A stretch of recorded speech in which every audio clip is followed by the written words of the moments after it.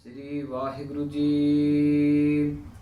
ਸ੍ਰੀ ਨਾਨਕ ਪਦ ਪੰਕਜ ਬੰਧਨ, ਪਦ ਪੰਕਜ ਬੰਧਨ। ਸਿਮਰੋ ਅੰਗਦ ਦੋਖ ਨਿਕੰਦਨ।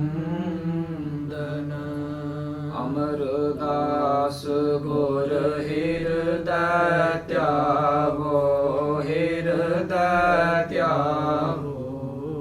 ਸ੍ਰੀ ਗੁਰੂ ਰਾਮਦਾਸ ਗੁਣ ਗਾਵੋ।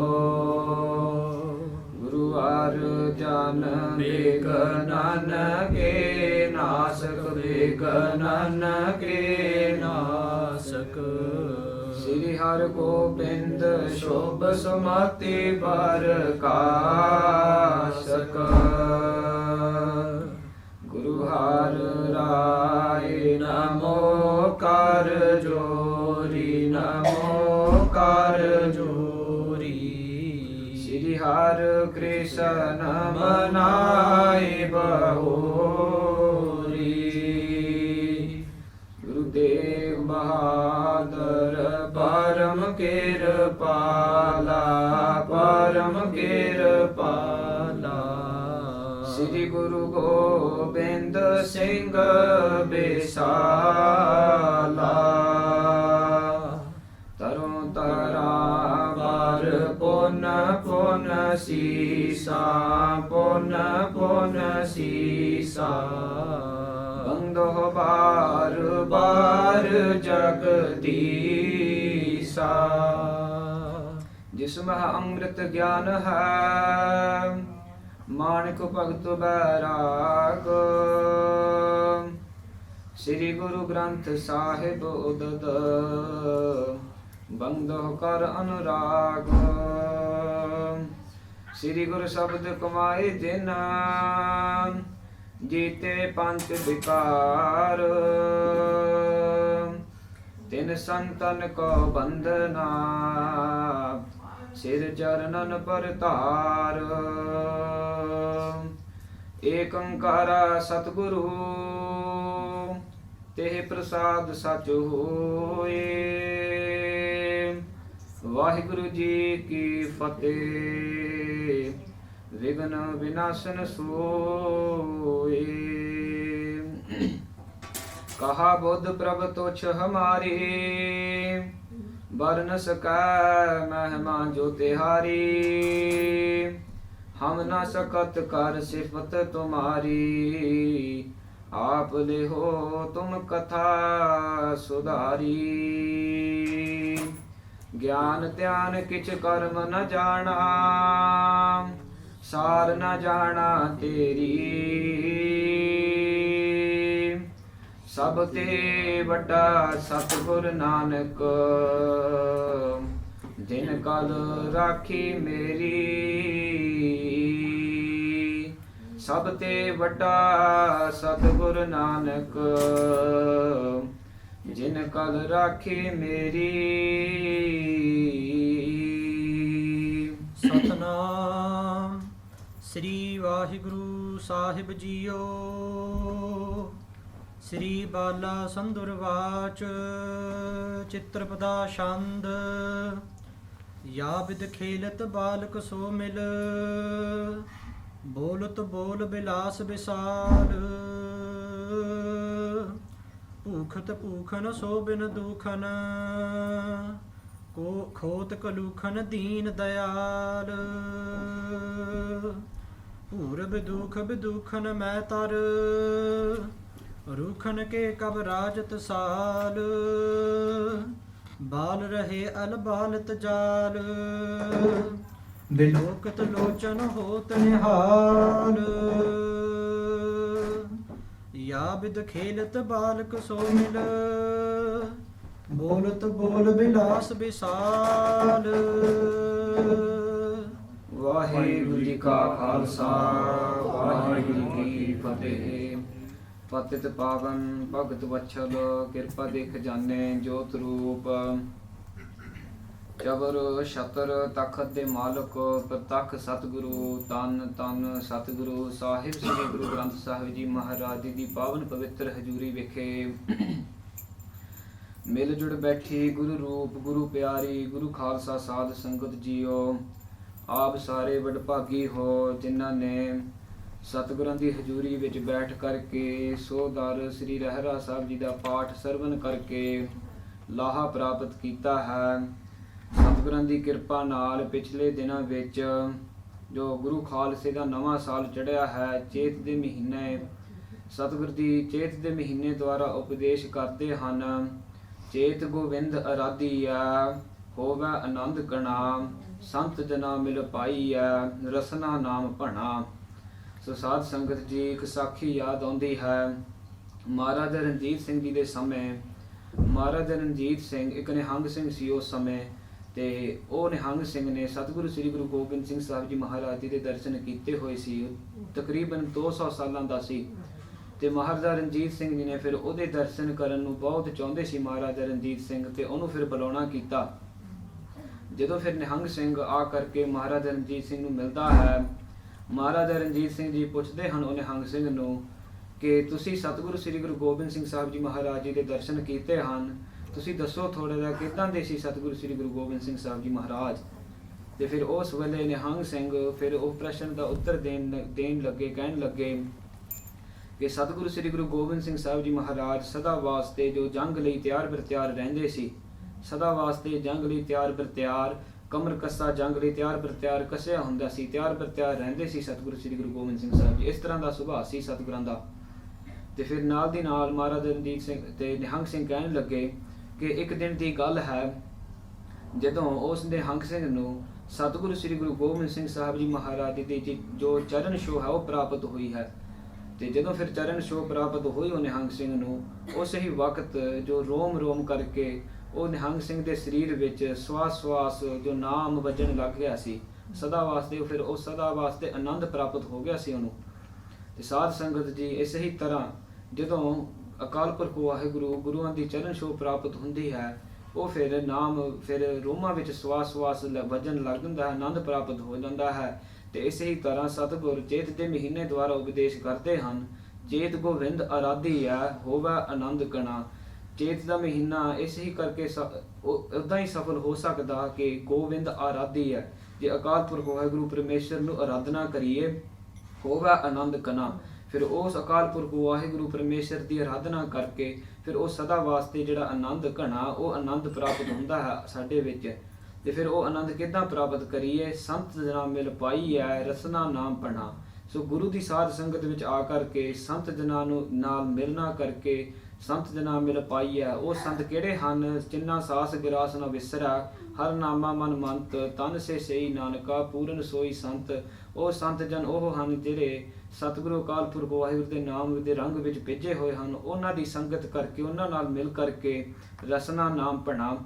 ਫਿਰ ਉਹ ਜਿਹੜੀ ਚਰਨ ਛੋਹ ਹੈ, ਜਿਹੜੀ ਪਹਿਲਾਂ ਗੱਲ ਕਰਦੇ ਸੀ, ਉਹ ਚਰਨ ਛੋਹ ਫਿਰ ਇਸ ਤਰ੍ਹਾਂ ਪ੍ਰਾਪਤ ਹੁੰਦੀ ਹੈ। ਤੇ ਉਹ ਫਿਰ ਉਹ ਚਰਨ ਛੋਹ ਪ੍ਰਾਪਤ ਕਰਕੇ ਰਸਨਾ ਨਾਮ ਭਣਾ, ਆਪਦੇ ਰਸਨਾ ਉੱਤੇ ਰੋਮ ਰੋਮ ਕਰਕੇ ਜੋ ਅਕਾਲ ਪੁਰਖ ਵਾਹਿਗੁਰੂ ਦਾ ਨਾਮ ਹੈ ਉਹ ਫਿਰ ਵੱਜਣ ਲੱਗ ਜਾਂਦਾ ਹੈ, ਉਹ ਪ੍ਰਾਪਤ ਹੋ ਜਾਂਦਾ ਹੈ। ਤੇ ਉਹ ਫਿਰ ਸਦਾ ਵਾਸਤੇ ਆਨੰਦ ਪ੍ਰਾਪਤ ਹੁੰਦਾ ਹੈ। ਇਸ ਤਰ੍ਹਾਂ ਸਤਿਗੁਰੂ ਜੀ ਚੇਤ ਦੇ ਮਹੀਨੇ ਦੁਆਰਾ ਉਪਦੇਸ਼ ਕਰਦੇ ਹਨ। ਅਤੇ ਨਾਲ ਦੀ ਨਾਲ ਇਸ ਹੀ ਦਿਨਾਂ ਵਿੱਚ ਜੋ ਸਿੰਘ ਸਾਹਿਬ ਅਕਾਲੀ ਬਾਬਾ ਫੂਲਾ ਸਿੰਘ ਜੀ, ਨਿਹੰਗ ਸਿੰਘ ਜੀ, ਉਹਨਾਂ ਦੀ ਵੀ ਸ਼ਹੀਦੀ ਦਿਹਾੜਾ ਹੈ। ਉਹਨਾਂ ਨੇ ਵੀ ਉਹ ਮਹਾਰਾਜਾ ਰਣਜੀਤ ਸਿੰਘ ਇਸ ਤਰ੍ਹਾਂ ਬਚਨ ਕਰਦੇ ਹਨ ਉਹਨਾਂ ਬਾਰੇ ਕਿ ਜਦੋਂ ਉਹਨਾਂ ਨੇ ਸ਼ਹੀਦੀ ਪ੍ਰਾਪਤ ਕੀਤੀ ਹੈ ਸਿੰਘ ਸਾਹਿਬ ਅਕਾਲੀ ਬਾਬਾ ਫੂਲਾ ਸਿੰਘ ਜੀ ਨੇ, ਕਿ ਖਾਲਸੇ ਰਾਜ ਦਾ ਜਿਹੜਾ ਇੱਕ ਥੰਮਾ ਸੀ ਉਹ ਉਸ ਸਮੇਂ ਡਿੱਗ ਪਿਆ ਸੀ ਉਹਨਾਂ ਦੀ ਸ਼ਹੀਦੀ ਤੋਂ ਬਾਅਦ। ਸਾਧ ਸੰਗਤ ਜੀ, ਐਸੇ ਨਾਮ ਰਸੀਏ ਬ੍ਰਹਮ ਗਿਆਨੀ ਮਹਾਂਪੁਰਖਾਂ ਦੀ ਕਿਰਪਾ ਨਾਲ ਹੀ ਖਾਲਸੇ ਦਾ ਰਾਜ ਪ੍ਰਾਪਤ ਹੁੰਦਾ ਹੈ। ਤੇ ਸੰਤ ਗਿਆਨੀ ਜਰਨੈਲ ਸਿੰਘ ਜੀ ਮਹਾਂਪੁਰਖ ਕਿਹਾ ਕਰਦੇ ਸੀ ਕਿ ਖਾਲਸਾ ਰਾਜ ਉਸ ਸਮੇਂ ਆਊਗਾ ਜਦੋਂ ਅਸੀਂ ਸਾਰੇ ਖਾਲਸੇ ਬਣ ਗਏ। ਸੋ ਸਤਿਗੁਰ ਕਿਰਪਾ ਕਰਨ, ਇਸੇ ਹੀ ਤਰ੍ਹਾਂ ਜੋ ਸਾਰੀ ਸੰਗਤ ਉੱਤੇ ਕਿਰਪਾ ਕਰਨ, ਆਪਾਂ ਨੂੰ ਖਾਲਸੇ ਬਣਾਉਣ, ਆਪ ਕਿਰਪਾ ਕਰਕੇ ਵੱਧ ਤੋਂ ਵੱਧ ਆਪ ਦੀ ਪ੍ਰੇਮਾ ਭਗਤੀ ਨਾਲ ਜਪਾਉਣ, ਆਪ ਕਿਰਪਾ ਕਰਨ, ਉਹ ਫਿਰ ਸਦਾ ਵਾਸਤੇ ਆਨੰਦ ਅਸੀਂ ਪ੍ਰਾਪਤ ਕਰ ਸਕਦੇ ਹਾਂ। ਅਤੇ ਨਾਲ ਦੀ ਨਾਲ ਸਾਧ ਸੰਗਤ ਜੀ, ਇਹ ਜ਼ਰੂਰੀ ਬੇਨਤੀ ਹੈ ਕਿ ਇਹ ਚੇਤ ਦਾ ਮਹੀਨਾ ਹੈ, ਇਹ ਗੁਰੂ ਖਾਲਸੇ ਦਾ ਨਵਾਂ ਸਾਲ ਹੈ। ਇਹ ਆਪਦੇ ਜਿਸ ਤਰ੍ਹਾਂ ਆਉਣ ਵਾਲੀ ਪੀੜ੍ਹੀਆਂ ਵਿੱਚ ਵੀ ਅਸੀਂ ਇਹ ਪ੍ਰਚਲਿਤ ਕਰੀਏ, ਆਪਾਂ ਸਿਖਾਈਏ ਆਪਣੇ ਬੱਚਿਆਂ ਨੂੰ ਕਿ ਇਹ ਚੇਤ ਦੇ ਮਹੀਨੇ ਦੁਆਰਾ ਇਸ ਖਾਲਸੇ ਦਾ ਨਵਾਂ ਸਾਲ ਹੈ।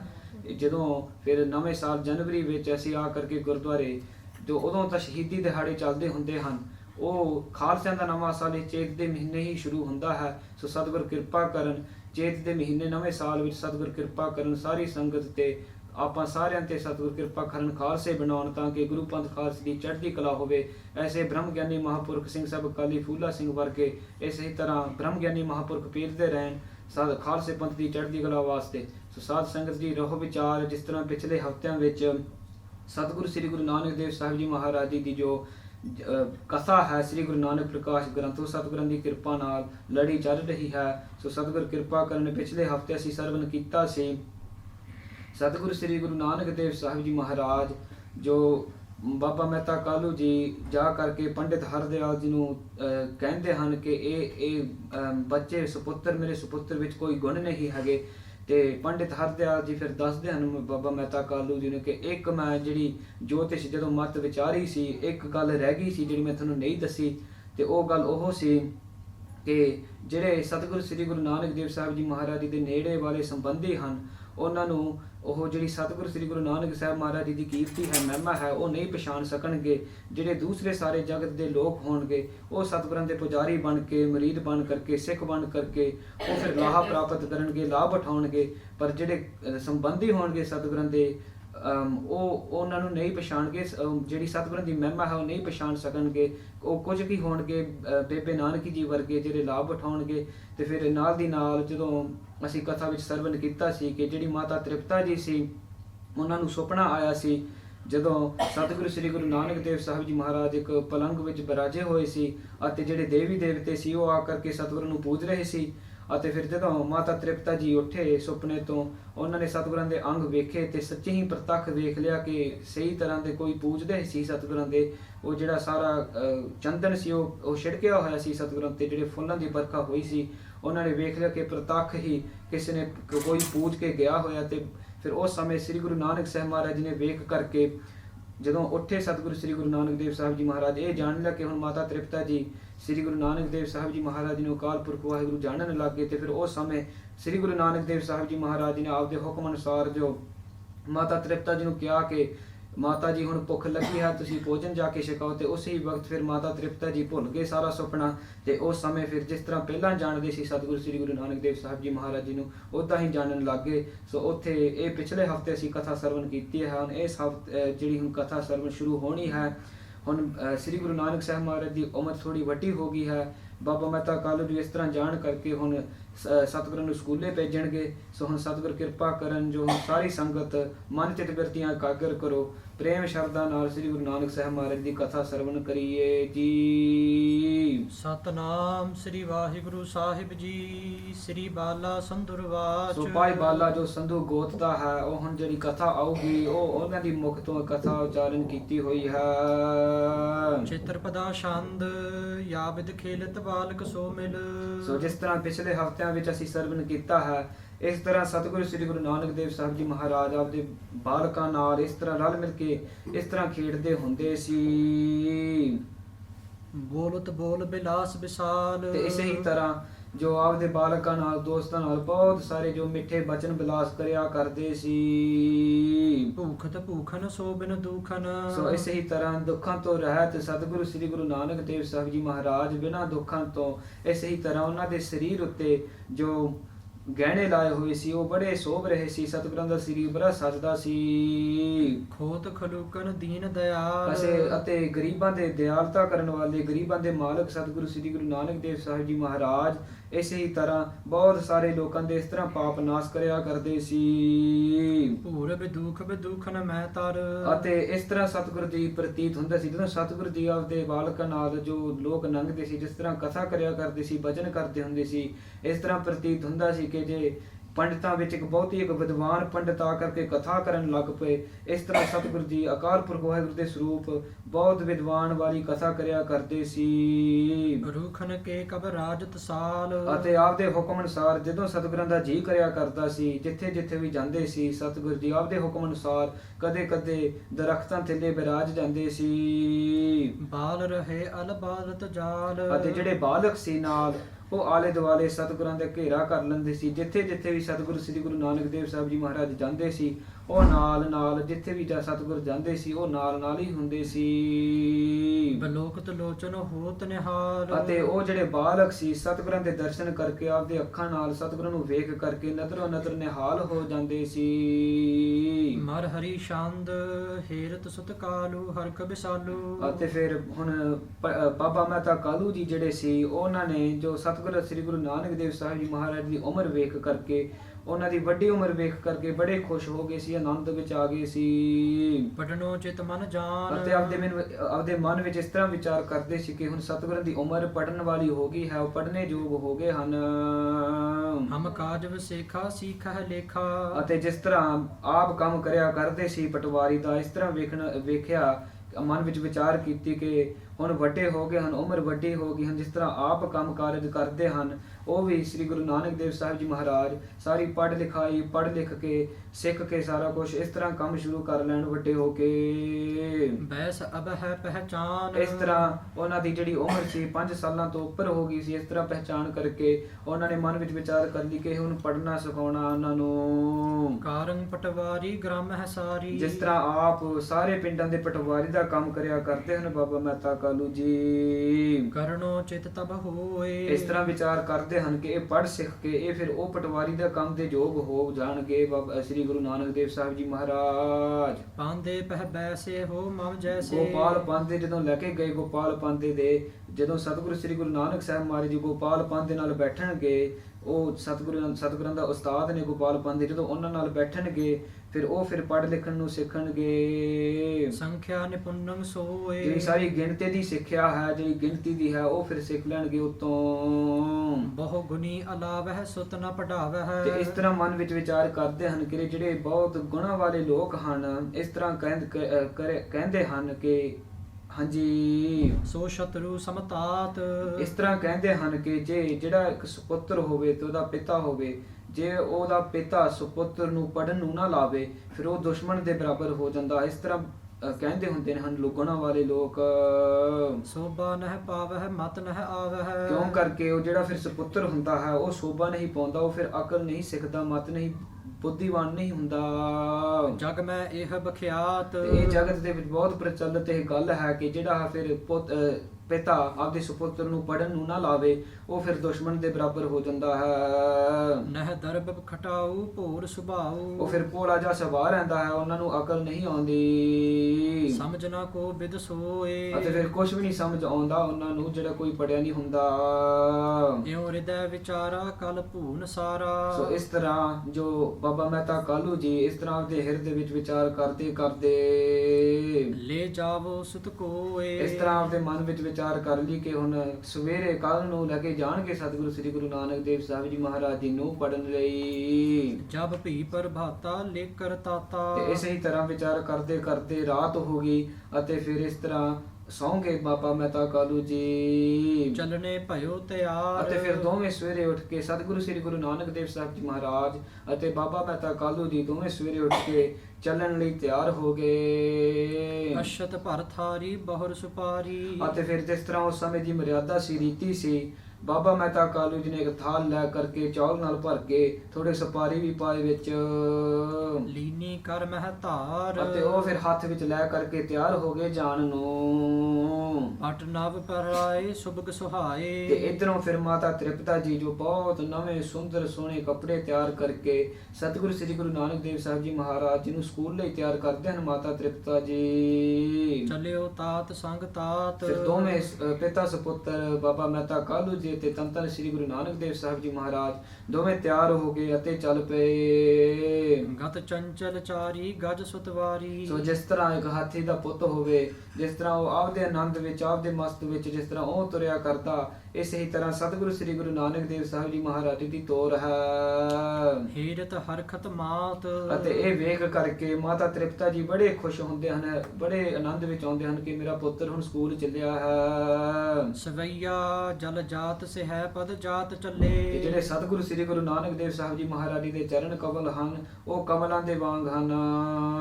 ਗਹਿ ਤਾਤ ਕਰੰਗਰ ਹਾਥ ਉਚਾਈ। ਅਤੇ ਸਤਿਗੁਰੂ ਸ੍ਰੀ ਗੁਰੂ ਨਾਨਕ ਦੇਵ ਸਾਹਿਬ ਜੀ ਮਹਾਰਾਜ ਜੀ ਨੇ ਆਪਦੇ ਹੱਥ ਵਿੱਚ ਪਿਤਾ ਬਾਬਾ ਮਾਤਾ ਕਾਲੂ ਜੀ ਦੀ ਉਂਗਲ ਫੜੀ ਹੋਈ ਹੈ ਤੇ ਇਸੇ ਹੀ ਤਰ੍ਹਾਂ ਦੋਵੇਂ ਪਿਤਾ ਸੁਪੁੱਤਰ ਤੁਰੇ ਜਾ ਰਹੇ ਸਕੂਲੇ। ਕਰ ਕੰਕਨ ਸੋ ਕਟ ਕਿੰਕਨ ਹੈ ਕਲ। ਅਤੇ ਸਤਿਗੁਰਾਂ ਦੇ ਜੋ ਹੱਥਾਂ ਉੱਤੇ ਬਹੁਤ ਸੋਹਣੇ ਸੁੰਦਰ ਕੜੇ ਪਾਏ ਹੋਏ ਹਨ ਅਤੇ ਲੱਕ ਨਾਲ ਤੜਾਗੀ ਬੰਨੀ ਹੋਈ ਹੈ। ਕੁੰਡਲ ਲੋਲ ਕਪੋਲਨ ਝਾਈ। ਤੇ ਇਸੇ ਹੀ ਤਰ੍ਹਾਂ ਜੋ ਆਪਦੇ ਕੰਨਾਂ ਤੋਂ ਜੋ ਚੰਚਲ ਲਟਕਦੇ ਹਨ ਬਹੁਤ ਸ਼ੋਭਨੀਕ ਹੁੰਦੇ ਹਨ। ਦਲ ਲੋਚਨ ਕੰਜ ਵਿਸਾਲ ਭਲੇ। ਅਤੇ ਫਿਰ ਇਸੇ ਹੀ ਤਰ੍ਹਾਂ ਬਾਬਾ ਮਹਿਤਾ ਕਾਲੂ ਜੀ ਅਤੇ ਸ੍ਰੀ ਗੁਰੂ ਨਾਨਕ ਦੇਵ ਸਾਹਿਬ ਜੀ ਮਹਾਰਾਜ ਜੋ ਸਤਿਗੁਰ ਤੁਰੇ ਜਾ ਰਹੇ ਹਨ, ਸਕੂਲੇ ਜਾ ਰਹੇ ਹਨ। ਸਿਰ ਪੈ ਉਸੀਨਿਹ ਕੈ ਨੀਕ ਬਨਾਈ। ਅਤੇ ਸਤਿਗੁਰਾਂ ਨੇ ਆਪਦੇ ਸੀਸ ਉੱਤੇ ਬਹੁਤ ਸੋਹਣੀ ਸੁੰਦਰ ਤਰੀਕੇ ਨਾਲ ਦਸਤਾਰ ਸਜਾਈ ਹੋਈ ਹੈ। ਚਟ ਸਾਰ ਜਹਾ ਅਤ ਚਾਰ ਬਨੀ। ਅਤੇ ਫਿਰ ਜਦੋਂ ਪਹੁੰਚੇ ਪਾਠਸ਼ਾਲਾ ਤੇ ਸਕੂਲ ਤੇ ਉਹ ਫਿਰ ਵੇਖਿਆ ਕਿ ਬੜੀ ਸੁੰਦਰ ਤਰੀਕੇ ਨਾਲ ਇਹ ਸਕੂਲ ਬਣਿਆ ਹੋਇਆ ਹੈ। ਬਾਰਕ ਬਾਰਹ ਬਾਰ ਅਲਾਈ। ਅਤੇ ਉੱਤੇ ਬਹੁਤ ਸਾਰੇ ਜਿਹੜੇ ਬਾਲਕ ਸੀ ਉਹ ਪੜ ਰਹੇ ਸੀ। ਦੋਹਰਾ ਬੈਸੇ ਪਾਦੇ ਪਾਸ ਤਬ। ਫਿਰ ਬਾਬਾ ਮਹਿਤਾ ਕਾਲੂ ਜੀ ਅਤੇ ਸ੍ਰੀ ਗੁਰੂ ਨਾਨਕ ਦੇਵ ਸਾਹਿਬ ਜੀ ਮਹਾਰਾਜ ਉੱਥੇ ਫਿਰ ਜਾ ਕੇ ਗੋਪਾਲ ਪੰਤੇ ਦੇ ਪਾਸ ਬੈਠ ਗਏ। ਸ੍ਰੀ ਨਾਨਕ ਸੁਖ ਕੰਦ। ਉਹ ਸਤਿਗੁਰੂ ਸ੍ਰੀ ਗੁਰੂ ਨਾਨਕ ਦੇਵ ਸਾਹਿਬ ਜੀ ਮਹਾਰਾਜ ਸੁਖਾਂ ਦੇ ਦਾਤੇ ਅਕਾਲ ਪੁਰਖ ਵਾਹਿਗੁਰੂ ਸਰੂਪ। ਬਾਰਕ ਰਵ ਸਾਹੇਰ ਕਰ। ਅਤੇ ਇਸੇ ਹੀ ਤਰ੍ਹਾਂ ਫਿਰ ਜਦੋਂ ਗੋਪਾਲ ਪੰਤ ਨੇ ਸਤਿਗੁਰੂ ਸ੍ਰੀ ਗੁਰੂ ਨਾਨਕ ਦੇਵ ਸਾਹਿਬ ਜੀ ਮਹਾਰਾਜ ਦਾ ਸੂਰਜ ਰੂਪੀ ਮੁਖ ਦੇਖਿਆ। ਜਨ ਅਰਬਿੰਦ ਆਨੰਦ। ਜਿਸ ਤਰ੍ਹਾਂ ਸੂਰਜ ਦੀਆਂ ਕਿਰਨਾਂ ਨਾਲ ਜੋ ਕਮਲ ਦੇ ਫੁੱਲ ਹੁੰਦੇ ਹਨ ਉਹਨਾਂ ਦੇ ਪੱਤੇ ਖਿੜ ਜਾਂਦੇ ਹਨ, ਇਸੇ ਹੀ ਤਰ੍ਹਾਂ ਗੋਪਾਲ ਪੰਤ ਨੇ ਸਤਿਗੁਰਾਂ ਦਾ ਜੋ ਸੂਰਜ ਰੂਪੀ ਮੁਖ ਵੇਖ ਕਰਕੇ ਬੜਾ ਆਨੰਦ ਸੁਖ ਵਿੱਚ ਆ ਗਿਆ ਸੀ ਉਹ ਗੋਪਾਲ ਪੰਤ ਦੇ। ਕਬਿਤ ਕਾਲੂ ਕਹੇ ਪਾਦਾ ਸੁਨ ਨਾਨਕ ਹਮਾਰੇ ਸੁਨ। ਫਿਰ ਬਾਬਾ ਮਹਿਤਾ ਕਾਲੂ ਜੀ ਕਹਿਣ ਲੱਗਾ ਗੋਪਾਲ ਪੰਤ ਨੂੰ ਕਿ ਹੇ ਗੋਪਾਲ ਪੰਤ ਦੇ ਤੂੰ ਸੁਣ ਲਾ, ਇਹ ਮੇਰਾ ਪੁੱਤਰ ਸ੍ਰੀ ਗੁਰੂ ਨਾਨਕ ਦੇਵ ਸਾਹਿਬ ਜੀ ਬਾਲਕ ਰੂਪ ਹੈ। ਯਕ ਤੂੰ ਬਡਾਏ ਗੁਣ ਦੀਜਾ ਨਿਜ ਹੇਤ ਸੋ। ਹੇ ਗੋਪਾਲ ਪੰਤ ਦੇ ਤੂੰ ਬੜੇ ਪ੍ਰੇਮ ਪਿਆਰ ਨਾਲ ਤੂੰ ਇਹਨੂੰ ਜਿਹੜੇ ਸਾਰੇ ਪੜਨ ਵਾਲੇ ਗੁਣ ਹਨ ਇਹਨੂੰ ਸਿਖਾਉਣਾ ਕਰ। ਦਿਓ ਮੈਂ ਉਪਾਇਨ ਗੁਨਾਇਨ ਸੋ ਹੋਏ ਜਬ। ਤੂੰ ਇਹਨੂੰ ਇਹ ਸਾਰੇ ਗੁਣ ਇਹਦੇ ਵਿੱਚ ਪੈਦਾ ਕਰ ਦੇ। ਜਦੋਂ ਪੈਦਾ ਹੋ ਕੇ ਮੈਂ ਤੈਨੂੰ ਬਹੁਤ ਚੰਗੀ ਭੇਟਾ ਦੇਵਾਂਗਾ। ਇੱਕ ਦੋ ਹਾਇਨ ਮੈਂ ਕੀਜੀਐ ਸੁਚੇਤ ਸੋ। ਸੋ 1-2 ਸਾਲ ਲਾ ਕਰਕੇ ਤੂੰ 1-2 ਸਾਲਾਂ ਵਿੱਚ ਪੂਰਾ ਸੁਚੇਤ ਕਰ ਦੇ ਇਸ ਪੁੱਤਰ ਨੂੰ ਮੇਰੇ ਨੂੰ ਪੂਰਾ ਹੁਸ਼ਿਆਰ ਬਣਾ ਦੇ। ਐਸੇ ਮੁਖ ਭਾਖ ਅਬ ਲਾਖ ਹੈ ਪਡਾਵਨ ਸੋ ਕੀ। ਇਸ ਤਰ੍ਹਾਂ ਜਦੋਂ ਆਪਦੇ ਮਨ ਦੇ ਵਿਚਾਰ ਦੀਆਂ ਗੱਲਾਂ ਗੋਪਾਲ ਪੰਤ ਨੂੰ ਆਖਦੇ ਹੋਏ ਸਤਿਗੁਰੂ ਸ੍ਰੀ ਗੁਰੂ ਨਾਨਕ ਦੇਵ ਸਾਹਿਬ ਜੀ ਮਹਾਰਾਜ ਦੇ ਪਿਤਾ ਜੀ ਬਾਬਾ ਮਹਿਤਾ ਕਾਲੂ ਜੀ ਸੌਂਪ ਕਰ ਆਤਮ ਜਗਵਨਿਓ ਨਕੇਤ ਸੋ। ਸਤਿਗੁਰੂ ਸ੍ਰੀ ਗੁਰੂ ਨਾਨਕ ਦੇਵ ਸਾਹਿਬ ਜੀ ਮਹਾਰਾਜ ਜੀ ਨੂੰ ਜੋ ਗੋਪਾਲ ਪੰਤ ਨੂੰ ਸੌਂਪ ਕਰਕੇ ਆਪਦੇ ਘਰ ਨੂੰ ਮੁੜ ਗਏ। ਆਦੇ ਹਲਾਦ ਕੈ ਮਹੂਰਤ ਕੋ ਸਾਧਕੈ। ਤੇ ਇਸੇ ਹੀ ਤਰ੍ਹਾਂ ਫਿਰ ਗੋਪਾਲ ਪੰਤ ਦੇ ਬੜਾ ਖੁਸ਼ ਹੁੰਦਾ ਹੈ, ਬੜਾ ਖੁਸ਼ ਹੁੰਦਾ ਹੈ। ਤੇ ਫਿਰ ਸੋ ਸਮਾਂ ਵਿਚਾਰ ਕਰਕੇ ਸੋਧ ਕਰਕੇ ਸਰਸਵਤੀ ਆਰਾਧਕੈ ਜੋ ਸਭੈ ਮਤ ਦੇਤ ਸੋ। ਜਿਹੜੀ ਸਰਸਵਤੀ ਹੈ ਉਹ ਪੜਨ ਤੇ ਬੋਲਣ ਦੀ ਸ਼ਕਤੀ ਹੈ। ਜਿਸ ਤਰ੍ਹਾਂ ਪਿਛਲੇ ਸਮੇਂ ਵਿੱਚ ਬ੍ਰਾਹਮਣ ਲੋਕ ਉਹਨੂੰ ਆਰਾਧਨਾ ਕਰਕੇ ਗੋਪਾਲ ਪੰਤ ਦੇ ਫਿਰ ਇਸ਼ਤਿਹਾਰ ਹੁੰਦਾ ਹੈ। ਸੰਖਿਆ ਕੋ ਜੋ ਆਦ ਸੋ ਸਿਖਾਵਨ ਕੀ ਸੀਖ ਦੇਤ। ਤੇ ਜਿਹੜੀ ਗਿਣਤੀ ਦੀ ਪੜਾਈ ਹੈ ਉਹ ਜਿਹੜੀ ਆਦ ਹੈ ਮੁੱਢ ਹੈ ਗਿਣਤੀ ਦੀ ਭਾਵ 1 2 3 ਇਸ ਤਰ੍ਹਾਂ ਗਿਣਤੀ ਉਹ ਫਿਰ ਤਿਆਰ ਹੁੰਦੇ ਹਨ ਸਿਖਾਉਣ ਨੂੰ ਸ੍ਰੀ ਗੁਰੂ ਨਾਨਕ ਸਾਹਿਬ ਮਹਾਰਾਜ ਜੀ ਨੂੰ।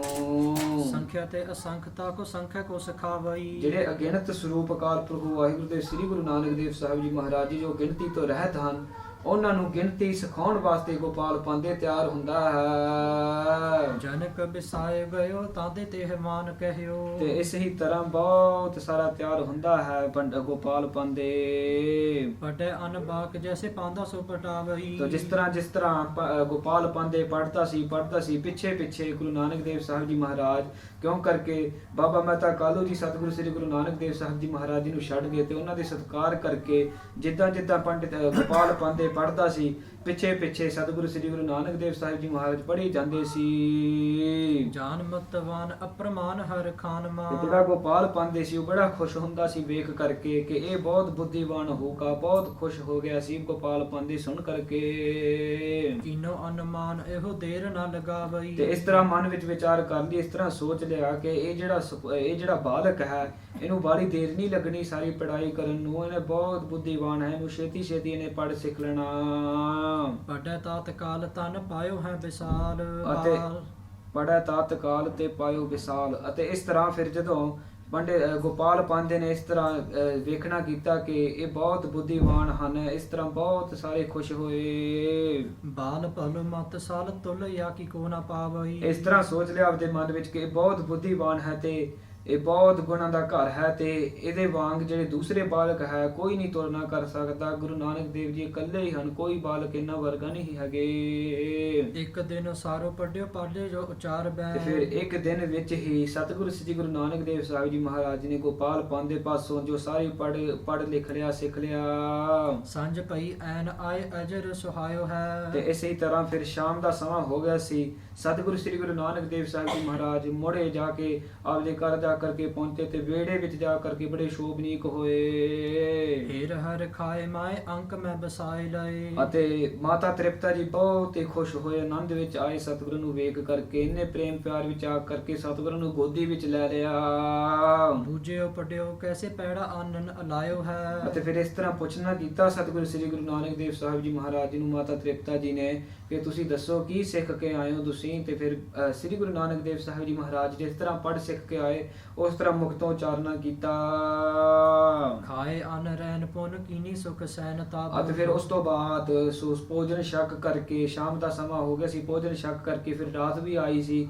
ਸਤਿਗੁਰੂ ਸ੍ਰੀ ਗੁਰੂ ਨਾਨਕ ਦੇਵ ਸਾਹਿਬ ਜੀ ਮਹਾਰਾਜ ਫਿਰ ਬੜੇ ਸੁੱਖ ਅਤੇ ਆਨੰਦ ਨਾਲ ਜਾ ਕਰਕੇ ਬਿਰਾਜ ਗਏ। ਜਾ ਕੋ ਕਬ ਭੈ ਨਾ ਹੇਰੇ ਚੈਨ ਮਾਨ ਭਾਇਓ। ਉਹ ਸਤਿਗੁਰੂ ਸ੍ਰੀ ਗੁਰੂ ਨਾਨਕ ਦੇਵ ਸਾਹਿਬ ਜੀ ਮਹਾਰਾਜ ਜੀ ਦੇ ਵਿੱਚ ਕੋਈ ਭੈ ਡਰ ਨਹੀਂ ਹੈਗਾ, ਜਿਹਦੇ ਦਰਸ਼ਨ ਕਰਕੇ ਸਦਾ ਲੋਕਾਂ ਦਾ ਮਨ ਸ਼ਾਂਤ ਹੋ ਜਾਂਦਾ ਹੈ। ਭਈ ਜਬ ਭੋਰ ਕਾਲੂ ਲੈ ਕੇ ਪਾਂਦੇ ਹੋਰ ਗਏ। ਤੇ ਫਿਰ ਜਦੋਂ ਫੇਰ ਸਵੇਰਾ ਹੋ ਗਿਆ ਇਸੇ ਹੀ ਤਰ੍ਹਾਂ ਬਾਬਾ ਮਹਿਤਾ ਕਾਲੂ ਜੀ ਉੱਠ ਕਰਕੇ ਸਤਿਗੁਰੂ ਸ੍ਰੀ ਗੁਰੂ ਨਾਨਕ ਦੇਵ ਸਾਹਿਬ ਜੀ ਮਹਾਰਾਜ ਉੱਠ ਕਰਕੇ ਦੋਵੇਂ ਬਾਬਾ ਮਹਿਤਾ ਕਾਲੂ ਜੀ ਤੇ ਸਤਿਗੁਰੂ ਸ੍ਰੀ ਗੁਰੂ ਨਾਨਕ ਦੇਵ ਸਾਹਿਬ ਜੀ ਮਹਾਰਾਜ ਫੇਰ ਚਲੇ ਗਏ। ਸੁਨੀਅਤ ਗੌਰ ਤਤ ਹਿਰਦੈ ਹਰ ਖਾਇਓ ਹੈ। ਤੇ ਫਿਰ ਜਦੋਂ ਪਹੁੰਚੇ ਗੋਪਾਲ ਪਾਂਦੇ ਨੂੰ, ਗੋਪਾਲ ਪਾਂਦੇ ਨੇ ਬਹੁਤ ਸਾਰੀ ਉਸਤਤ ਕੀਤੀ ਸਤਿਗੁਰੂ ਸ੍ਰੀ ਗੁਰੂ ਨਾਨਕ ਦੇਵ ਸਾਹਿਬ ਜੀ ਮਹਾਰਾਜ ਜੀ ਦੀ ਬਾਬਾ ਮਹਿਤਾ ਕਾਲੂ ਜੀ ਨੂੰ। ਅਤੇ ਬਾਬਾ ਮਹਿਤਾ ਕਾਲੂ ਜੀ ਸੁਣ ਕਰਕੇ ਬਹੁਤ ਖੁਸ਼ ਹੁੰਦਾ ਆਪਦੇ ਹਿਰਦੇ ਵਿੱਚ।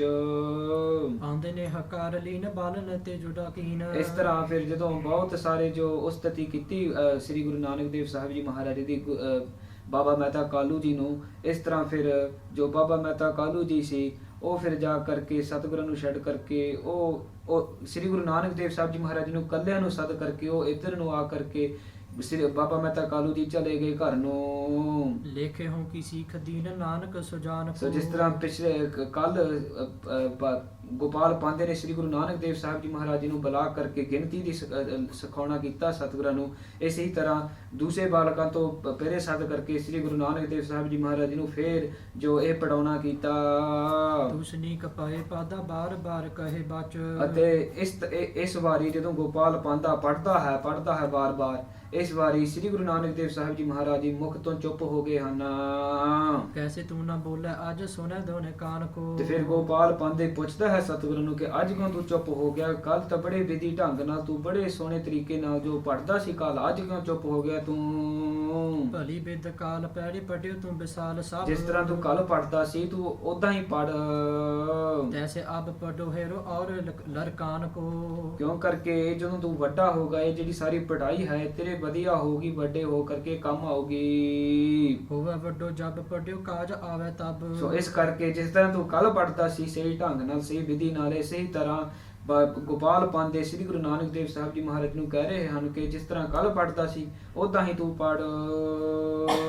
ਅਬ ਖੇਲਨ ਮੈਂ ਜੀਉ ਤੇਰੋ ਖਾਏ ਸ਼ੂਸ਼ਕਾਨ ਕੋ। ਫਿਰ ਗੋਪਾਲ ਪਾਂਦੇ ਸਤਿਗੁਰੂ ਨੂੰ ਕਹਿਣ ਲੱਗਿਆ ਕਿ ਤੇਰਾ ਜਿਹੜਾ ਚਿੱਤ ਹੈ ਇਹ ਖੇਲਣ ਦੇ ਵਿੱਚ ਲੱਗਿਆ ਲੱਗਦਾ ਹੈ, ਤੇ ਜੇ ਖੇਲਣ ਦੇ ਵਿੱਚ ਹੀ ਤੇਰਾ ਚਿੱਤ ਹੈ ਫਿਰ ਸੋਟੀ ਲੈ ਕੇ ਤੈਨੂੰ ਧਮਕਾਉਣਾ ਪੈਣਾ। ਮਰ ਹਰੀ ਛੰਦ ਸੁਨ ਸਰੌਨਨ ਬੈਨਾ ਅਨਕੁਨ ਪੈਨਾ। ਸੋ ਦਇਆਲੂ ਕਿਰਪਾਲੂ ਸਤਿਗੁਰੂ ਸ੍ਰੀ ਗੁਰੂ ਨਾਨਕ ਦੇਵ ਸਾਹਿਬ ਜੀ ਮਹਾਰਾਜ ਬਾਲਕ ਉਮਰ ਵਿੱਚ ਜਦੋਂ ਇਸ ਤਰ੍ਹਾਂ ਗੋਪਾਲ ਪਾਂਦੇ ਤੋਂ ਕਣੀ ਸੁਣਿਆ, ਬਾਣੀ ਭਨੀ ਅਰਸਾਲ। ਬਹੁਤ ਸਾਰੀ ਰਸ ਭਰੀ ਬਾਣੀ ਜੋ ਬਚਨ ਸਤਿਗੁਰਾਂ ਨੇ ਫਿਰ ਬਚਨ ਕੀਤੇ ਗੋਪਾਲ ਪਾਂਦੇ ਨੂੰ। ਕਿਆ ਆਪ ਪੜੇ ਤੁਮ ਕਰੋ ਨਿਜ ਸਮ। ਸਤਿਗੁਰੂ ਸ੍ਰੀ ਗੁਰੂ ਨਾਨਕ ਦੇਵ ਸਾਹਿਬ ਜੀ ਮਹਾਰਾਜ ਗੋਪਾਲ ਪਾਂਦੇ ਨੂੰ ਕਹਿਣ ਲੱਗੇ ਕਿ ਇਹ ਗੋਪਾਲ ਪਾਂਦੇ ਤੂੰ ਆਪ ਕੀ ਪੜਿਆ ਹੈ ਤੂੰ ਦੱਸਣਾ ਕਰ, ਤੂੰ ਮੈਨੂੰ ਆਪਦਾ ਵਰਗਾ ਬਣਾਉਣਾ ਚਾਹੁੰਦਾ ਹਾਂ। ਕਹਿ ਲਾਹਾ ਲੈ ਸਾਲ ਤੇ ਉਹ ਸਾਰੀ ਪੜ੍ਹਾਈ ਲਿਖਾਈ ਕਰਕੇ ਤੂੰ ਕੀ ਲਾਹਾ ਪ੍ਰਾਪਤ ਕੀਤਾ ਹੈ, ਤੂੰ ਦੱਸਣਾ ਕਰ ਥੋੜੀ ਸਮਝ ਕੇ। ਸੇ ਮੁਖੀ ਵਿਸੇਖਾ ਕੋ ਪਲ ਲੇਖਾ। ਤੇ ਇਸ ਤਰ੍ਹਾਂ ਫਿਰ ਸਤਿਗੁਰੂ ਸ੍ਰੀ ਗੁਰੂ ਨਾਨਕ ਦੇਵ ਸਾਹਿਬ ਜੀ ਮਹਾਰਾਜ ਗੋਪਾਲ ਪਾਂਧੇ ਨੂੰ ਕਹਿੰਦੇ ਹਨ ਕਿ ਜਿਹੜੇ ਬਹੁਤ ਬੁੱਧੀਵਾਨ ਲੋਕ ਹਨ ਉਹ ਫਿਰ ਆਪਣੀ ਜ਼ਿੰਦਗੀ ਵਿੱਚ ਵੀ ਕੀ ਕਰਦੇ ਹਨ, ਤੂੰ ਦੱਸਣਾ ਕਰ। ਪਾਂਦਾ ਮੋਹਿ ਬਤਾਏ ਇਹ ਗੋਪਾਲ ਪਾਂਧੇ ਤੂੰ ਮੈਨੂੰ ਚੰਗੀ ਤਰ੍ਹਾਂ ਨਾਲ ਦੱਸਣਾ ਕਰ। ਇਉ ਉੱਤਰ ਦੀਜੈ ਮਨ ਸਮਝੀਜੈ। ਆਪਦੇ ਮਨ ਨੂੰ ਸਮਝਾ ਕਰਕੇ ਵਿਚਾਰ ਕਰਕੇ ਫਿਰ ਬੜੀ ਚੰਗੇ ਤਰੀਕੇ ਨਾਲ ਮੈਨੂੰ ਉੱਤਰ ਦੇ। ਸਤਿਗੁਰੂ ਸ੍ਰੀ ਗੁਰੂ ਨਾਨਕ ਦੇਵ ਸਾਹਿਬ ਜੀ ਮਹਾਰਾਜ ਛੋਟੀ ਉਮਰ ਵਿੱਚ ਗੋਪਾਲ ਪਾਂਧੇ ਨੂੰ ਕਹਿੰਦੇ ਹਨ ਪੀਛੇ ਮੁਝੈ ਪੜਾਈ। ਤੇ ਫਿਰ ਉਹ ਫਿਰ ਸਾਰੀ ਸਮਝਾ ਕਰਕੇ ਆਪਦੇ ਉੱਤਰ ਦੇ ਕਰਕੇ ਫਿਰ ਉਹ ਮੈਨੂੰ ਪੜਾਈ ਸਿਖਾ ਦੇ ਤੂੰ। ਹੋਏ ਪਾਦਾ ਬਿਸਮੈ ਅਦਭੁਤ ਰਸਮੈ। ਇਸ ਤਰ੍ਹਾਂ ਫਿਰ ਜਦੋਂ ਗੋਪਾਲ ਪਾਂਧੇ ਨੇ ਸਰਵਨ ਕੀਤਾ ਸਤਿਗੁਰਾਂ ਪਾਸੋਂ ਬਹੁਤ ਹੀ ਅਚਰਜ ਹੋ ਗਿਆ, ਰਸ ਨਾਲ ਭਰ ਗਿਆ। ਆਨਨ ਬਚਨ ਅਲਾਈ। ਅਤੇ ਫਿਰ ਉਸ ਤੋਂ ਬਾਅਦ ਸਤਿਗੁਰ ਪ੍ਰਤੀ ਫਿਰ ਗੋਪਾਲ ਪਾਂਧੇ ਫਿਰ ਬਚਨ ਕਰਦਾ ਹੈ ਸਭ ਜਾਨੋ ਗਿਣਤੀ ਅਵਨੀ ਮਿਨਤੀ। ਇਹ ਗੁਰੂ ਨਾਨਕ ਦੇਵ ਸਾਹਿਬ ਜੀ ਮਹਾਰਾਜ ਬਾਲਕ ਉਮਰ ਵਿੱਚ ਕਹਿੰਦਾ ਹੈ ਕਿ ਮੈਨੂੰ ਸਾਰੀ ਜਿਹੜੀ ਗਿਣਤੀ ਹੈ ਜ਼ਮੀਨ ਦੀ ਜਿਹੜੀ ਮਿਹਨਤੀ ਗਿਣਤੀ ਹੈ ਸਾਰਾ ਮੈਂ ਜਾਣਦਾ ਹਾਂ। ਡੋਡੇ ਗਣਨ ਸਵਾਈ। ਜਿਹੜੀ ਡਿਊਟੀ ਦੀ ਗਿਣਤੀ ਹੈ ਪਹਾੜਾ ਜਿਹੜੀ ਹੈ ਸਵਾਏ ਇਹ ਸਾਰਾ ਮੈਂ ਜਾਣਦਾ ਹਾਂ। ਤੌਂਚੇ ਪੁਨ ਉਠੈ ਜੋਰਨ ਕੋਠੇ। ਅਤੇ ਜਿਹੜੀ 3.5 4.5 ਦੀ ਜਿਹੜੀ ਸਾਰੀ ਗਿਣਤੀ ਹੈ ਉਹ ਮੈਂ ਸਾਰੇ ਜਾਣਦਾ, ਪਹਾੜਾ ਸਾਰਾ ਜਾਣਦਾ ਮੈਂ। ਗ੍ਰਾਮਕਾਰ ਪਟਵਾਰ। ਅਤੇ ਜਿਹੜੀ ਪਟਵਾਰੀ ਦਾ ਸਾਰਾ ਕੰਮ ਹੈ ਉਹ ਵੀ ਮੈਂ ਸਾਰਾ ਜਾਣਦਾ ਹਾਂ। ਇਸ ਤਰ੍ਹਾਂ ਗੋਪਾਲ ਪਾਂਧੇ ਸਤਿਗੁਰਾਂ ਨੂੰ ਕਹਿੰਦੇ ਹਨ ਜਿਸ ਕੇ ਅਨੁਸਾਰੀ ਰੋਜੀ ਥਾਰੀ। ਤੇ ਜਿਸ ਤਰ੍ਹਾਂ ਤੇਰੇ ਘਰ-ਬਾਰ ਸਾਰਾ ਚੱਲੀ ਜਾਂਦਾ ਹੈ, ਜਿਸ ਤਰ੍ਹਾਂ ਤੇਰਾ ਪਿਤਾ ਵੀ ਪਟਵਾਰੀ ਦਾ ਕੰਮ ਕਰਦਾ ਉਹ ਵੀ ਮੈਂ ਸਾਰਾ ਜਾਣਦਾ ਹਾਂ। ਪਟਹੁ ਨ ਕਿਉ ਹਿਤ ਧਾਰ। ਗੋਪਾਲ ਪਾਂਧੇ ਸਤਿਗੁਰੂ ਨੂੰ ਕਹਿੰਦੇ ਹਨ ਕਿ ਫਿਰ ਕਿਉਂ ਕਰਕੇ ਤੂੰ ਨਹੀਂ ਪ੍ਰੇਮ ਧਾਰ ਕਰਕੇ ਕਿਉਂ ਨਹੀਂ ਪੜਦਾ ਤੂੰ ਸਹੀ ਤਰ੍ਹਾਂ ਨਾਲ। ਇਨ ਬਿਦ ਕੀ ਬਾਦਾ ਸੁਨ ਸੁਰਤ ਪਾਦਾ। ਤੇ ਫਿਰ ਇਸ ਤਰ੍ਹਾਂ ਸੁਣ ਕਰਕੇ ਸਤਿਗੁਰੂ ਸ੍ਰੀ ਗੁਰੂ ਨਾਨਕ ਦੇਵ ਸਾਹਿਬ ਜੀ ਮਹਾਰਾਜ ਫਿਰ ਸਮਝਾਉਂਦੇ ਹਨ ਗੋਪਾਲ ਪਾਂਧੇ ਨੂੰ ਛੋਟੀ ਉਮਰ ਵਿੱਚ ਕਿ ਇਹ ਗੋਪਾਲ ਪਾਂਧੇ ਇਹ ਜਿਹੜੀ ਸਾਰੀ ਪੜ੍ਹਾਈ ਲਿਖਾਈ ਹੈ ਇਹ ਫਿਰ ਸੰਸਾਰ ਦੇ ਕੰਮ ਕਾਰਜਾਂ ਵਿੱਚ ਤੂੰ ਬੰਨਿਆ ਜਾਂਦਾ ਹਾਂ। ਤੂੰ ਸੁਣ ਗੋਪਾਲ ਪਾਂਧੇ ਫਾਹੇ ਪਰਨ ਅਪਾਰ। ਅਤੇ ਫਿਰ ਜਦੋਂ ਫਿਰ ਪਰਲੋਕ ਵਿੱਚ ਜਾਣਾ ਹੈ ਉਹ ਫਿਰ ਜੇ ਜਮਾਂ ਦੇ ਜਿਹੜੇ ਫਾਹੇ ਉਹਨਾਂ ਵਿੱਚ ਪੈਂਦੇ ਹਨ ਅਸੀਂ। ਕਿਹ ਕਾਜ ਨ ਆਵਹਿ ਜਬ ਦੁਖ ਪਾਵਹਿ। ਇਹ ਤੇ ਫਿਰ ਜਿਹੜਾ ਸਾਰੀ ਪੜ੍ਹਾਈ ਲਿਖਾਈ ਕੀਤੀ ਹੈ ਫਿਰ ਉੱਥੇ ਨਹੀਂ ਕੰਮ ਆਉਂਦੀ, ਫਿਰ ਜਮਦੂਤਾਂ ਤੋਂ ਤੁਸੀਂ ਦੁੱਖ ਪਾਉਂਦੇ ਹਨ। ਬਹੁਤ ਨਹੀਂ ਛੁਟਕਾਰ। ਅਤੇ ਜਿਹੜੀ ਸਾਰੀ ਪੜ੍ਹਾਈ ਲਿਖਾਈ ਕੀਤੀ ਹੈ ਇਸ ਸੰਸਾਰ ਵਿੱਚ ਉਹ ਫਿਰ ਛੁਟਕਾਰਾ ਨਹੀਂ ਦਿੰਦੀ। ਸਭ ਬੈਸ ਬਿਹਾਵਹਿ ਪੁਨ ਪਛੁਤਾਵਹਿ। ਸੋ ਇਸ ਤਰ੍ਹਾਂ ਕਰਦੇ ਕਰਦੇ ਬਹੁਤ ਸਾਰਾ ਫਿਰ ਆਪਦਾ ਉਮਰ ਬਤੀਤ ਹੋ ਜਾਂਦੀ ਹੈ। ਕੋਈ ਫਿਰ ਬੇਈਮਾਨੀਆਂ ਦੇ ਕੰਮ ਕਰਕੇ ਫਿਰ ਬਾਅਦ ਜਦੋਂ ਪ੍ਰਲੋਕ ਵਿੱਚ ਜਾਂਦਾ ਹੈ ਬੰਦਾ ਉਹ ਫਿਰ ਪਛਤਾਉਂਦਾ ਹੈ। ਜਬ ਜਾਵਹਿ ਜਮਦਵਾਰ। ਜਦੋਂ ਧਰਮਰਾਜ ਦੇ ਦੁਆਰੇ ਜਾਂਦਾ ਹੈ, ਜਦੋਂ ਜਮਦੂਤਾਂ ਦੇ ਦੁਆਰੇ ਜਾਂਦਾ ਹੈ ਫਿਰ ਜਿਹੜੀ ਸਾਰੀ ਪੜ੍ਹਾਈ ਲਿਖਾਈ ਹੈ ਉਹ ਤੇ ਨਹੀਂ ਕੰਮ ਹੁੰਦੀ, ਬਾਅਦ ਚ ਬੰਦਾ ਪਛਤਾਉਂਦਾ ਹੈ। ਲੇਖਾ ਗਾਹੈ ਛੁਟਿਓ ਜੇ ਚਾਹੈ। ਜੇ ਤੂੰ ਅਸਲੀ ਲੇਖਾ ਤੂੰ ਸਰਵਣ ਕਰਨਾ ਚਾਹੁੰਦਾ ਹੈ, ਤੂੰ ਅਸਲੀ ਲੇਖਾ ਤੂੰ ਸੁਣਨਾ ਚਾਹੁੰਦਾ ਹੈ, ਮੇਰੀ ਤੂੰ ਸੁਣਨਾ ਕਰ। ਜੋ ਮੈਂ ਕਰੋ ਉਚਾਰ। ਜੋ ਹੁਣ ਮੈਂ ਉਚਾਰਦਾ ਹੈ ਤੂੰ ਸੁਣਨਾ ਕਰ। ਦੋਹਰਾ ਕਮਲ ਬਦਨ ਸੁਖ ਸਦਨ ਗੁਰ। ਅਤੇ ਫਿਰ ਸਤਿਗੁਰੂ ਸ੍ਰੀ ਗੁਰੂ ਨਾਨਕ ਦੇਵ ਸਾਹਿਬ ਜੀ ਮਹਾਰਾਜ ਜੋ ਕਮਲ ਫੁੱਲ ਵਾਂਗ ਹਨ, ਸੁੱਖਾਂ ਦੇ ਦਾਤੇ ਹਨ। ਕਰਨਾ ਮਨ ਪਰ ਲਿਆਏ। ਆਪਦੇ ਮਨ ਵਿੱਚ ਬਹੁਤ ਹੀ ਕਿਰਪਾ ਪ੍ਰੇਮ ਲਿਆ ਕਰਕੇ ਬਾਦੇ ਪ੍ਰਤ ਕਲਿਆਣ ਦਾ। ਦਿਆਲੂ ਕਿਰਪਾਲੂ ਸਤਿਗੁਰੂ ਸ੍ਰੀ ਗੁਰੂ ਨਾਨਕ ਦੇਵ ਸਾਹਿਬ ਜੀ ਮਹਾਰਾਜ ਫਿਰ ਗੋਪਾਲ ਪਾਂਧੇ ਪ੍ਰਤੀ ਇਹ ਉਪਦੇਸ਼ ਦਿੰਦੇ ਹਨ, ਇਹ ਫਰਮਾਉਂਦੇ ਹਨ। ਬੋਲੇ ਸ਼ਬਦ ਉਠਾਏ। ਅਤੇ ਉਸ ਵਕਤ ਫਿਰ ਗੋਪਾਲ ਪਾਂਧੇ ਪਾਸ ਸਤਿਗੁਰੂ ਸ੍ਰੀ ਗੁਰੂ ਨਾਨਕ ਦੇਵ ਸਾਹਿਬ ਜੀ ਮਹਾਰਾਜ ਸ੍ਰੀ ਰਾਗ ਦੇ ਰਾਗ ਵਿੱਚ ਸ਼ਬਦ ਉਚਾਰਦੇ ਹਨ। ਸ੍ਰੀ ਰਾਗ ਮਹੱਲ ਪਹਿਲਾ। ਸੋ ਸ੍ਰੀ ਰਾਗ ਸਤਿਗੁਰੂ ਸ੍ਰੀ ਗੁਰੂ ਗ੍ਰੰਥ ਸਾਹਿਬ ਜੀ ਮਹਾਰਾਜ ਦੀ ਵਿੱਚ ਸ੍ਰੀ ਰਾਗ ਦੇ ਰਾਗ ਵਿੱਚ ਸਤਿਗੁਰੂ ਸ੍ਰੀ ਗੁਰੂ ਨਾਨਕ ਦੇਵ ਸਾਹਿਬ ਜੀ ਮਹਾਰਾਜ ਫਿਰ ਉਸ ਵਕਤ ਗੋਪਾਲ ਪਾਂਧੇ ਨੂੰ ਸਮਝਾਉਣ ਵਾਸਤੇ ਇਸ ਫਿਰ ਉਪਦੇਸ਼ ਦਿੰਦੇ ਹਨ, ਫਰਮਾਉਂਦੇ ਹਨ। ਸ੍ਰੀ ਰਾਗ ਦੇ ਵਿੱਚ ਮਹੱਲ ਪਹਿਲਾ ਜੋ ਪਹਿਲੇ ਬਾਦਸ਼ਾਹ ਸਤਿਗੁਰੂ ਸ੍ਰੀ ਗੁਰੂ ਨਾਨਕ ਦੇਵ ਸਾਹਿਬ ਜੀ ਮਹਾਰਾਜ ਫਰਮਾਉਂਦੇ ਹਨ। ਜਾਲ ਮੋਹ ਕਸਮਸ ਕਰ। ਸੋ ਜਾਲ ਮੋਹ ਸੋ ਜਿਹੜਾ ਸਾਡਾ ਮੋਹ ਹੈ ਉਹ ਅਗਨੀ ਵਿੱਚ ਜਾਲ ਕਰਕੇ ਕਸ ਮਸ ਕਰ। ਉਹ ਫਿਰ ਅਭਿਆਸ ਰੂਪੀ ਰਗੜ ਕੇ ਉਹਦਾ ਫਿਰ ਸਿਆਹੀ ਬਣਾਉਣਾ ਕਰ। ਮਤ ਕਾਗਦ ਕਰ ਸਾਰ ਅਤੇ ਜਿਹੜਾ ਸਾਡਾ ਸ੍ਰੇਸ਼ਟ ਮਤ ਹੈ ਉਹਨੂੰ ਕਾਗਜ਼ ਬਣਾ ਕਰਕੇ, ਭਾਉ ਕਲਮ ਕਰ ਚਿੱਤ ਲਿਖਾਰੀ। ਜਿਹੜਾ ਸਾਡਾ ਭਾਵ ਹੈ ਅਕਾਲ ਪੁਰਖ ਵਾਹਿਗੁਰੂ ਦਾ ਭਾਵ, ਉਹਨੂੰ ਕਲਮ ਬਣਾਉਣਾ ਕਰ ਚਿੱਤ ਲਿਖਾਰੀ। ਤੇ ਜਿਹੜਾ ਸਾਡਾ ਚਿੱਤ ਹੈ ਉਹਨੂੰ ਫਿਰ ਲਿਖਾਰੀ ਬਣਾਉਣਾ ਕਰ। ਗੁਰ ਪੁਛ ਲਿਖ ਵਿਚਾਰ ਅਤੇ ਫਿਰ ਗੁਰੂ ਨੂੰ ਪੁੱਛ ਕਰਕੇ ਜਿਹੜਾ ਸਤ ਅਤੇ ਅਸਤ ਦਾ ਨਿਰਣਾ ਹੈ, ਜਿਹੜਾ ਉਹ ਵਿਚਾਰ ਹੈ, ਉਹ ਫਿਰ ਮਤ ਰੂਪੀ ਕਾਗਜ਼ ਉੱਤੇ ਲਿਖਣਾ ਕਰ। ਲਿਖ ਨਾਮ ਸਾਲਾਹ ਲਿਖ ਸੋ ਲਿਖ ਨਾਮ, ਸੋ ਉਸ ਅਕਾਲ ਪੁਰਖ ਵਾਹਿਗੁਰੂ ਦਾ ਨਾਮ ਆਪਦੇ ਮਤ ਰੂਪੀ ਕਾਗਜ਼ ਉੱਤੇ ਲਿਖਣਾ ਕਰ। ਸਾਲਾਹ ਲਿਖ, ਅਤੇ ਉਸ ਹੀ ਅਕਾਲ ਪੁਰਖ ਵਾਹਿਗੁਰੂ ਦੀ ਸਿਫਤ ਸਲਾਹ ਲਿਖਣਾ ਕਰ। ਲਿਖ ਅੰਤ ਨ ਪਾਰਾਵਾਰ ਅਤੇ ਉਸ ਅਕਾਲ ਪੁਰਖ ਵਾਹਿਗੁਰੂ ਜਿਹਦੇ ਅੰਤ ਨਾ ਦੇ ਕੋਈ ਪਾਰਾਵਾਰ ਨਹੀਂ ਹੈਗਾ, ਉਹਦੀ ਸਿਫਤ ਸਲਾਹ, ਉਹਦਾ ਨਾਮ ਤੂੰ ਆਪਦੇ ਮਤ ਰੂਪੀ ਕਾਗਜ਼ ਉੱਤੇ ਲਿਖਣਾ ਕਰ। ਬਾਬਾ ਇਹੋ ਲੇਖਾ ਲਿਖ ਜਾਣ। ਇਹ ਬਾਬਾ, ਇਹ ਬਜ਼ੁਰਗੋ, ਇਹ ਸਤਿਕਾਰ ਦਾ ਸ਼ਬਦ ਫਿਰ ਸਤਿਗੁਰੂ ਸ੍ਰੀ ਗੁਰੂ ਨਾਨਕ ਦੇਵ ਸਾਹਿਬ ਜੀ ਮਹਾਰਾਜ ਲਿਖਦੇ ਫਰਮਾਉਂਦੇ ਹਨ ਕਿ ਬਾਬਾ ਗੋਪਾਲ ਪਾਂਦੇ ਤੂੰ ਸੁਣਨਾ ਕਰ, ਇਹੋ ਲੇਖਾ ਲਿਖ ਜਾਣ। ਇਹ ਜਿਹੜਾ ਲੇਖਾ ਹੈ ਇਹ ਫਿਰ ਲਿਖ ਕਰਕੇ ਤੂੰ ਜਾਣਨਾ ਕਰ। ਜਿੱਥੈ ਲੇਖਾ ਮੰਗੀਐ ਤੇ ਫਿਰ ਇੱਥੇ ਜਿੱਥੇ ਲੇਖਾ ਮੰਗਣਗੇ, ਜਦੋਂ ਫਿਰ ਪਰਲੋਕ ਵਿੱਚ ਜਾਓਗੇ ਤੁਸੀਂ, ਜਿੱਥੇ ਲੇਖਾ ਮੰਗਣਗੇ ਜਿਹੜੀ ਅਸਲੀ ਲੇਖਾ ਹੈ, ਤਿੱਥੈ ਹੋਏ ਸੱਚਾ ਨਿਸ਼ਾਨ। ਫਿਰ ਉੱਥੇ ਫਿਰ ਜਾ ਕਰਕੇ ਜਿਹੜਾ ਇਹ ਸਾਰਾ ਲੇਖਾ ਫਿਰ ਅਸਲ ਲੇਖਾ ਕੀਤਾ ਹੈ ਉਹ ਫਿਰ ਨਿਸ਼ਾਨੀ ਬਣ ਜਾਂਦੀ ਹੈ। ਜਿਸ ਤਰ੍ਹਾਂ ਜਦੋਂ ਕੋਈ ਪਾਤਸ਼ਾਹ ਹੁੰਦਾ ਹੈ ਤੇ ਜਿਹੜੇ ਹਿਸਾਬ ਕਿਤਾਬ ਕਰਨ ਵਾਲੇ ਹਨ ਉਹ ਫਿਰ ਜਦੋਂ ਹਿਸਾਬ ਕਿਤਾਬ ਕਰਦੇ ਨੇ ਉਹ ਪਾਤਸ਼ਾਹ ਨੂੰ ਨਹੀਂ ਪੁੱਛਦੇ, ਕਿਉਂ ਕਰਕੇ ਉਹਨਾਂ ਨੂੰ ਪਤਾ ਕਿ ਉਹ ਪਾਤਸ਼ਾਹ ਬਾਦਸ਼ਾਹ ਹੀ ਹੈ, ਉਹ ਫਿਰ ਨਿਸ਼ਾਨੀ ਬਣ ਜਾਂਦੀ ਹਨ। ਜੇ ਤੂੰ ਇਸ ਤਰ੍ਹਾਂ ਅਕਾਲ ਪੁਰਖ ਵਾਹਿਗੁਰੂ ਦਾ ਨਾਮ ਲਿਖਣਾ ਕਰ ਤੇ ਮਤ ਰੂਪੀ ਕਾਗਜ਼ ਉੱਤੇ, ਫਿਰ ਉਹ ਨਿਸ਼ਾਨੀ ਬਣ ਜਾਂਦੀ ਹਨ। ਫਿਰ ਜਦੋਂ ਪ੍ਰਲੋਕ ਵਿੱਚ ਧਰਮ ਰਾਜੇ ਦੇ ਦੁਆਰੇ ਜਾਊਂਗਾ ਉਹ ਫਿਰ ਨਿਸ਼ਾਨੀ ਬਣ ਕਰਕੇ ਤੈਨੂੰ ਕੋਈ ਨਹੀਂ ਪੁੱਛੂਗਾ। ਅਤੇ ਫਿਰ ਇੱਥੇ ਜੋ ਕਥਾ ਦੀ ਸਮਾਪਤੀ ਹੈ ਇਹ ਸਤਿਗੁਰੂ ਜੀ ਫਰਮਾਉਂਦੇ ਹਨ। ਫਿਰ ਅਗਲੇ ਹਫਤੇ ਅਸੀਂ ਸਰਵਣ ਕਰਾਂਗੇ ਸਤਿਗੁਰਾਂ ਦੇ ਕਿਸ ਤਰ੍ਹਾਂ ਅੱਗੇ ਬਚਨ ਵਿਲਾਸ ਹੁੰਦੇ ਹਨ, ਕਿਸ ਤਰ੍ਹਾਂ ਸਤਿਗੁਰ ਗੋਪਾਲ ਪਾਂਦੇ ਨੂੰ ਸਮਝਾਉਂਦੇ ਹਨ। ਇੱਥੇ ਹੁਣ ਇਸ ਹਫਤੇ ਦੀ ਕਥਾ ਸਮਾਪਤ ਹੈ। ਥੋੜ੍ਹਾ ਜਿਹਾ ਸੰਖੇਪ ਰੂਪ ਵਿੱਚ ਇੰਗਲਿਸ਼ 'ਚ ਵੀ ਸਮਝਾਉਣਾ ਕਰੀਏ। ਹਾਂਜੀ, ਸੋ this week we have listened to the katha, and Sri Guru Nanak Dev Sahib Ji Maharaj's father Mehta Kalu Ji has seen Sri Guru Nanak Dev Sahib Ji Maharaj's age, and they seen that they've got older and it's time to put them through school and teach them padai likhai. So Sri Guru Nanak Dev Sahib Ji Maharaj on the first day they get ready, Mata Tripta Ji gets them ready with brand new clothes, sundar clothes, and Sri Guru Nanak Dev Sahib Ji Maharaj's father and Sri Guru Nanak Dev Sahib Ji Maharaj both go and they go learn to the school of Gopal Panda. When they get there, Gopal Panda is very khush that they've got a new student, and Sri Guru Nanak Dev Sahib Ji Maharaj so sits with Gopal Panda, and Sri Guru Nanak Dev Sahib Ji Maharaj's father goes home. And on the first day, Sri Guru Nanak Dev Sahib Ji Maharaj, because of the sadkar of their father, they listen to Gopal Panda, and whatever Gopal Panda is teaching them, like multiplication, numbers, how to count, stuff like this, whatever Gopal Panda is teaching them, Sri Guru Nanak Dev Sahib Ji Maharaj is listening to them and learning from them. So when they come home, Mata Tripta Ji is very happy to see them. They're very khush prasann that Sri Guru Nanak Dev Sahib Ji Maharaj has come home, and they ask him, what have you learned? And in the same way what they learned, Sri Guru Nanak Dev Sahib Ji Maharaj showed Mata Tripta Ji what they'd learned. So in the same way, then the next day they get ready, and Baba Mehta Kalu Ji takes again Sri Guru Nanak Dev Sahib Ji Maharaj to school. And this time when Sri Guru Nanak Dev Sahib Ji Maharaj comes, Gopal Panda takes Sri Guru Nanak Dev Sahib Ji Maharaj to the side, and like they had been learning yesterday, they carry on and continue learning how to count, multiplication and stuff like numbers work, like the Gopal Panda is teaching them. But this time, Sri Guru Nanak Dev Sahib Ji Maharaj stays quiet. And Gopal Panda asks Sri Guru Nanak Dev Sahib Ji Maharaj, you were learning very well yesterday, how come you've gone so quiet today? And the Guru Nanak Dev Ji then replies to Gopal Panda and asks them a question, that this Padai Likhai that you are teaching me, will it be any, what labh do we get from it? What have you got from it?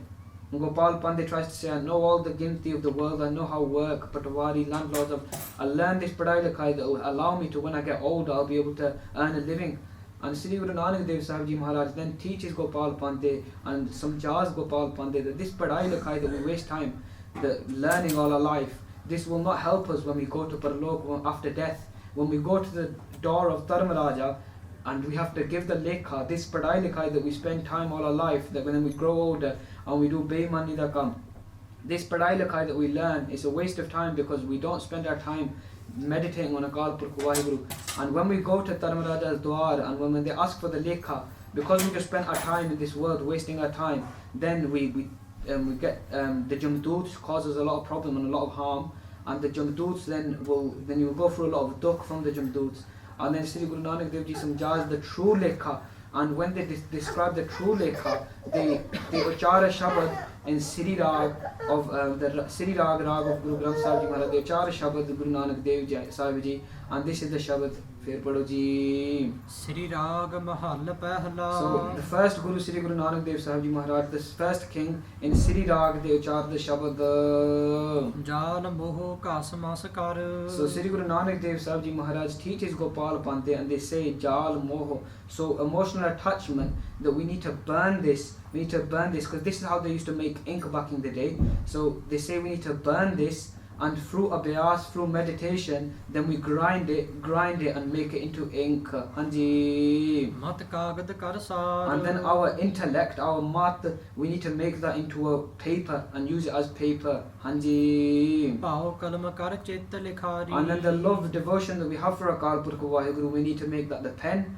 And then our chit, which is our consciousness, our focus, we need to make that the likhari. We need to meditate on Akal Purkh Waheguru. Guru Posha Lekh Bichar. Then we ask the Guru Granth Sahib Ji Maharaj, we ask the Guru what the truth and falseness of this world is, and we vichar that, and we write that with our pen on our mata, our intellect. So we put our focus towards Akal Purkh Waheguru, that we learn the gyan of Akal Purkh Waheguru in this world. Hanji. Likh Naam Salah Likh. And then Sri Guru Nanak Dev Sahib Ji Maharaj teaches Gopal Pant, they say Likh Naam Salah Likh. On that mat, the intellect rupi paper that we've got, we need to write the name of Akal Purkh Waheguru, meditate on the name of Akal Purkh Waheguru, and praise Salah Likh. Then write the praise of Akal Purkh Waheguru. So sing the praises of Akal Purkh Waheguru like we are going to today. After this katha, we need to write and sing the praises of Akal Purkh Waheguru. Likh Antana Parava. Write the praises of Akal Purkh Waheguru, that there is no limit to Akal Purkh Waheguru. Waheguru's Bayant. Sadhguru Sri Guru Nanak Dev Sahib Ji Maharaj is teaching Gopal Pande like this. Hanji. Baba Eho Lekha Likh Jaan. Then Sadhguru Sri Guru Nanak Dev Sahib Ji Maharaj teaches Gopal Pande. They say Gopal Pande Eho Lekha Likh Jaan. That this is the true lekha, that we need to come to this world and kama. This is the true lekha. Understand this. Hanji. Jitha Lekha Mangiya. So when we go after death and we have to go to Dharam Raja's Dwar and the Jamdut's Dwar, and we have to give our lekha, and they ask for the lekha, then Hanji. Titha Hoy Sacha Nisan. So when we do this true lekha, this will become an nishani on us, and we will not be asked when we go to that Dharam Dwar. Like a king, if somebody is doing hisab kitab with a king, they understand that he's a king and they don't need to ask him. So once we've done this true lekha, that becomes a nishani on us. So when we go to Dharam Raja and the Jamduts, this true lekha that we have command in this world, they will not ask us, and we will be free from the birth and death life cycles, and we will be free to go join with Akal Purkh Waheguru. This is the upadesh that Sri Guru Nanak Dev Sahib Ji Maharaj gives to Gopal Pande and all us Sangat. So Sadgur Kirpa Karan, ithe katha di samapti hai. Agle hafte jo agle bachan balas, the bachan balas that we hear with Gopal Pande and Sri Guru Nanak Dev Sahib Ji Maharaj, we will take this further in the next week's katha. So Sadgur Kirpa Karan, कथा करदे ਹੁੰਦਿਆਂ ਅਨੇਕਾਂ ਪ੍ਰਕਾਰ ਦੀਆਂ ਗਲਤੀਆਂ ਹੋ ਗਈਆਂ ਹੋਣਗੀਆਂ ਹਨ ਆਪ ਦਾ ਅਣਜਾਣ ਬੱਚਾ ਸਮਝ ਕਰਕੇ ਮਾਫ ਕਰ ਦਿੰਦਾ ਸਤਿਗੁਰੂ ਸ੍ਰੀ ਗੁਰੂ ਗ੍ਰੰਥ ਸਾਹਿਬ ਜੀ ਮਹਾਰਾਜ ਸਾਰੀ ਸੰਗਤ ਆਪ ਕਿਰਪਾ ਕਰੋ ਇਸੇ ਹੀ ਤਰ੍ਹਾਂ ਨਿਰਵਿਘਨਤਾ ਸਹਿਤ सतगुरु का जस सही ढंग नाल आप कृपा करके करवा लियो लेखा कतह न छूटी है खिन खिन भूलनहार बख्शनहार बख्शला नानक पार उतार अखीर दी दो पंक्तियां पढ़ करके कथा दी समाप्त करिए जी। बाबा एहो लेखा लिख जान जिथा लेखा मंगिया तिथा होए सच्चा निशान रहाओ। वाहिगुरु जी का खालसा वाहिगुरु जी की फतेह।